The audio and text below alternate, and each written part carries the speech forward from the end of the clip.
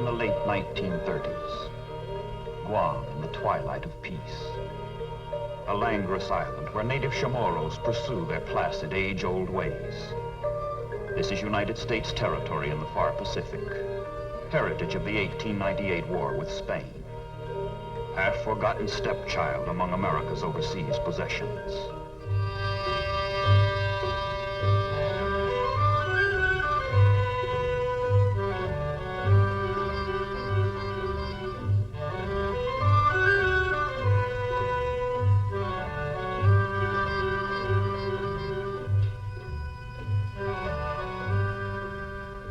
Under the guardianship of the United States Navy, life has remained serene, unruffled. But the pattern of history is changing, and naval authorities on Guam plead in vain with Congress to fortify the strategic island while time remains. Peace is but a mask behind which lurks the ugly face of war. Already Japanese bayonets cast lengthening shadows on Guam and on its people.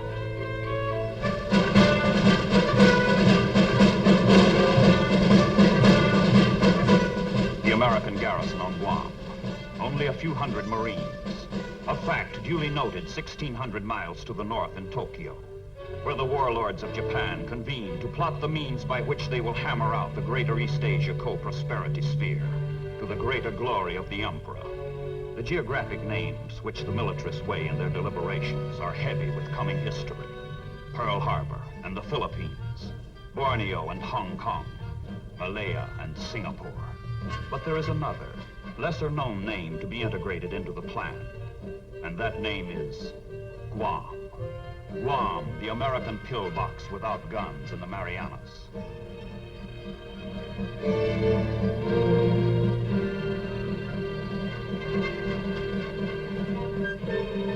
Saipan, Tinian, Rota are Japanese. Southernmost is Guam, and Guam is doomed.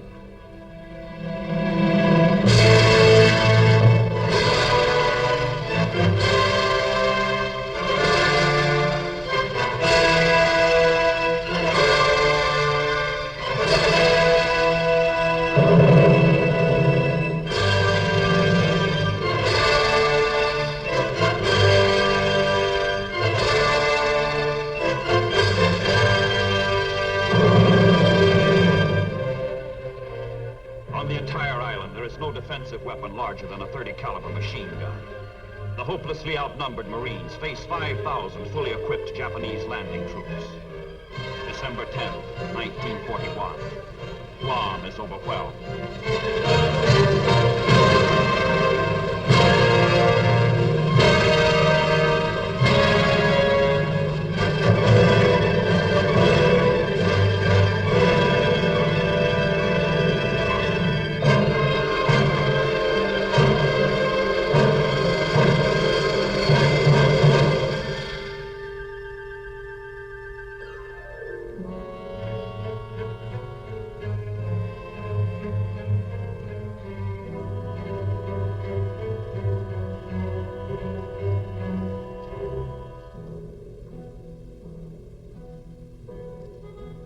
Guam is now Japanese, but the sun has set for the Chamorros, and during the long night ahead, Guam is forced to muster with Saipan and Tinian, and the three islands form a cluster of death traps across the path leading north to Japan, west to the Philippines.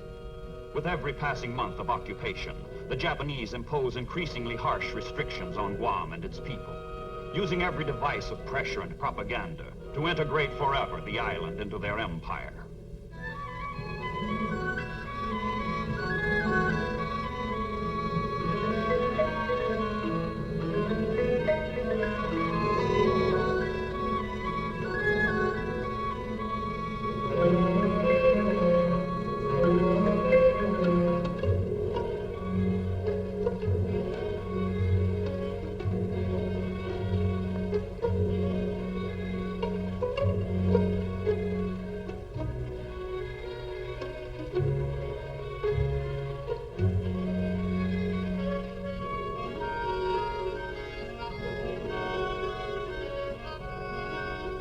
For 2.5 years, Guam waits, secured and beyond reach within the Japanese wall of water and steel.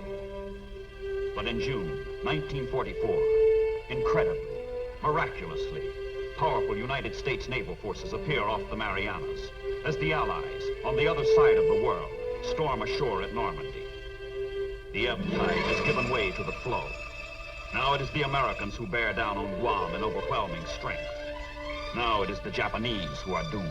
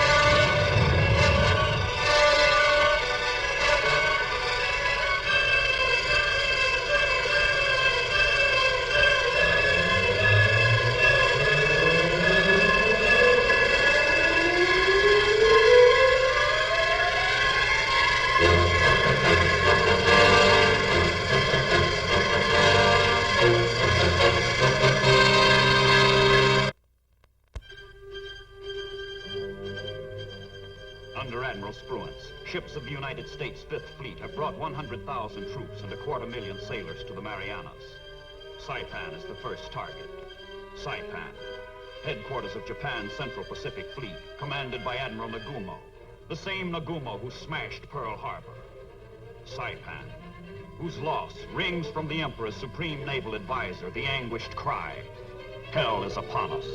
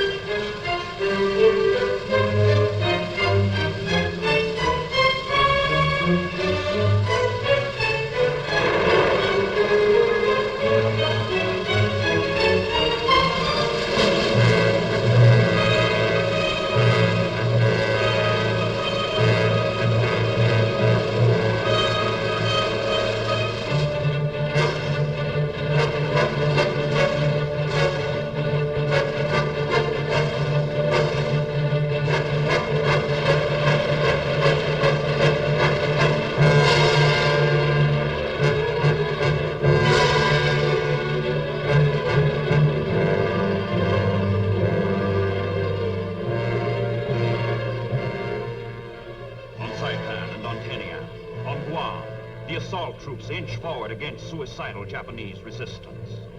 And while soldiers and Marines struggle for each yard of earth, far to the west, many leagues seaward, another battle is shaping. a Japanese carrier force from bases in the Philippines sets out to crush the American landings. But the approach of the Japanese fleet has been spotted by American submarines, its position betrayed, its course plotted. The Japanese pilots, most of them young and inexperienced, are marked for death before they start. The Americans are waiting. The Americans are armed. The Americans are prepared. American carrier planes are brilliantly deployed to meet the oncoming Japanese. The ensuing battle is a slaughter, a rout, a turkey shoot.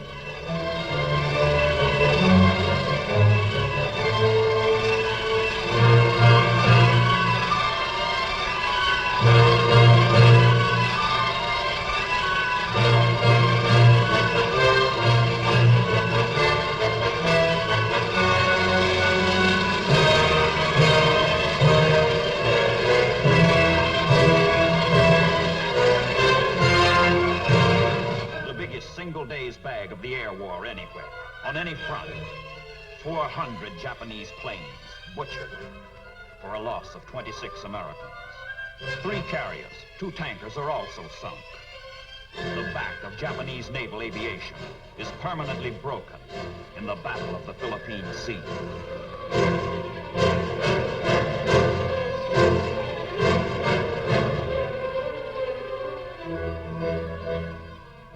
With the Imperial Japanese Navy beaten off, the troops, under Marine General Holland Smith, commander of the 5th Amphibious Force, set their sights for the grueling conquest of the Marianas. Against the Americans, the Japanese have pitted units of their crack Manchurian army. The Japanese resist. The Japanese die. The Japanese do not surrender.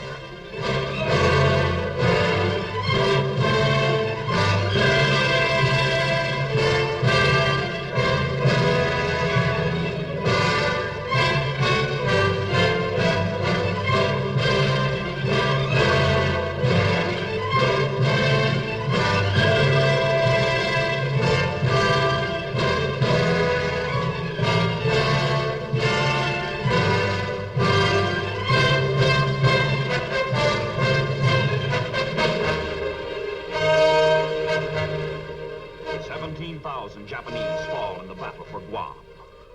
Last-ditch defenders are blasted from caves or commit suicide by leaping to death.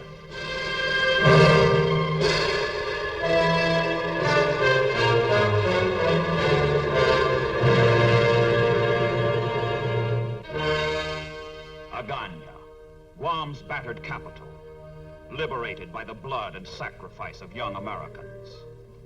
The battle is over. The mopping up goes on for months before the last Japanese soldier is ferreted from his hiding place.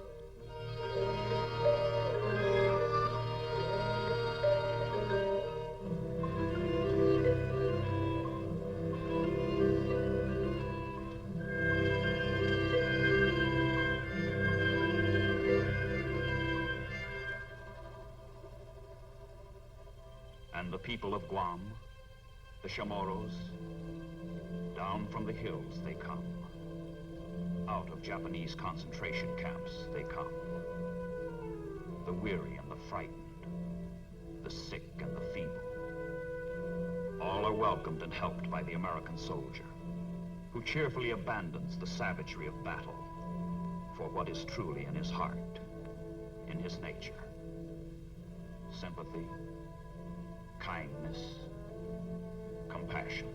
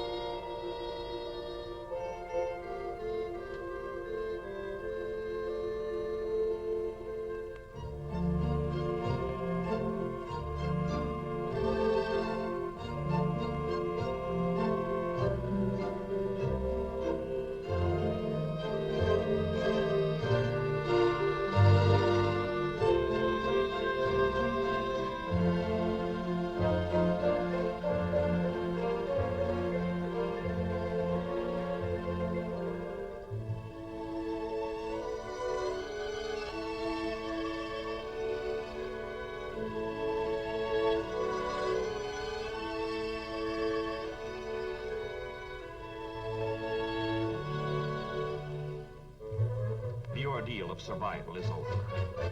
The shadow of perpetual fear is gone. The nightmare of battle has ended. Peace has come again to Guam, to the Marianas, and arising from the ashes, new life.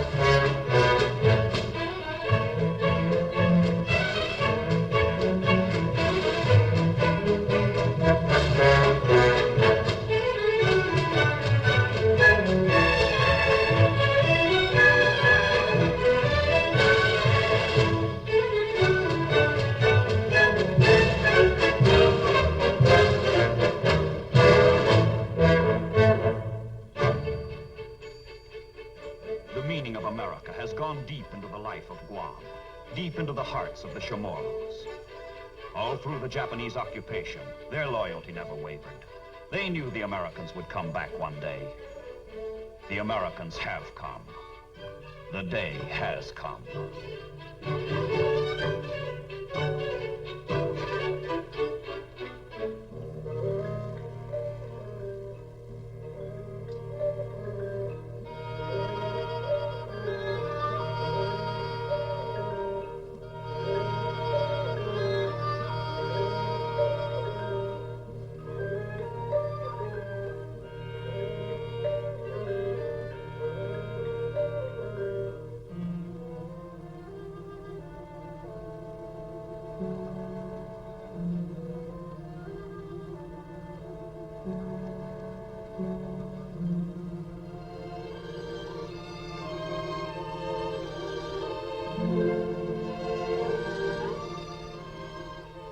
And Guam, in its gratitude, does not forget. Liberty has its price, freedom its cost.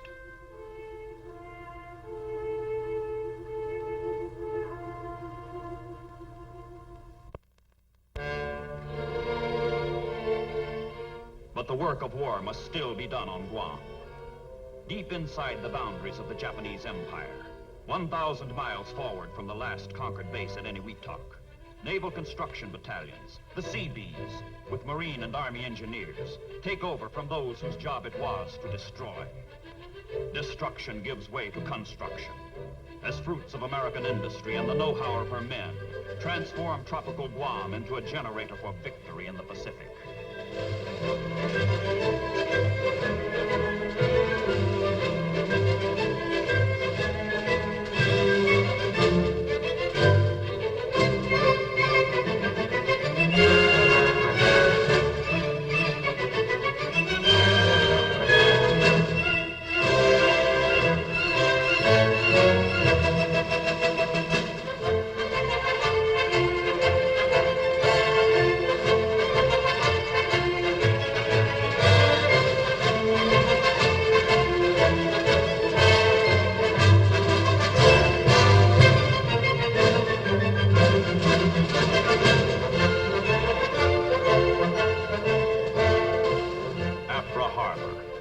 Once $5 million was too much to spend improving it. Now, 280 millions are dumped without question to fit it for the staggering traffic of cargo and equipment that comes surging in, transforming the island into the most potent advanced base anywhere in the world. Guam becomes the Pacific supermarket, where the tools of war are stocked.